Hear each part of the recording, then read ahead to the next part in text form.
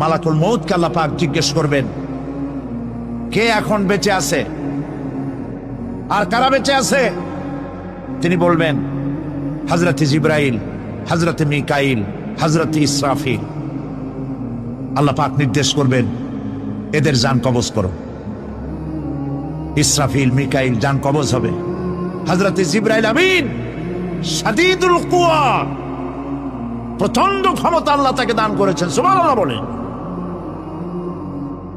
দুনিয়ার সব নবীদের কাছে বাণী বহন করে নিয়ে আসছেন পূর্ণ অথেন্টিসিটির সাথে, সুবহানাল্লাহ।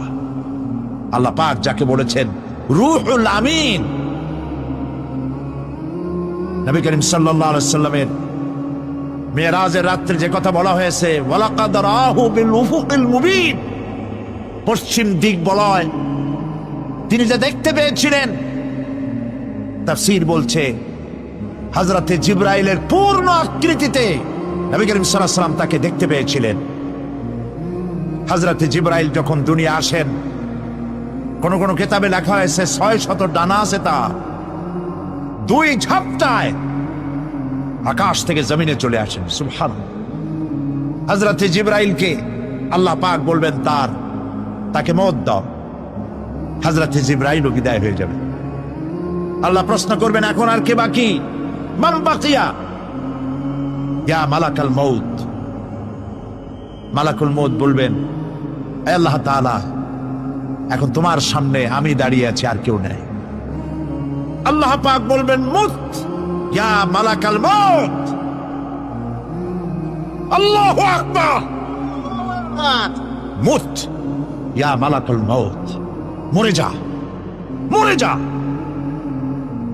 মালাকাল মউত মরে চলে যাবে, এরপরে আর কেউ নাই।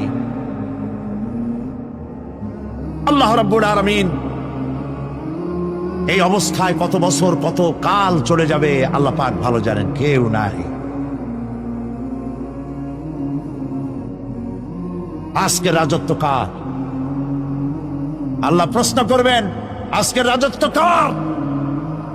আল্লাহ পাক আওয়াজ দিবেন, বলবেন, আজকের রাজত্ব কার? কোন জবাব নাই, আকাশের নাই, জমিনের নাই, আকাশও তো নাই, কারো কোনো জবাব নাই।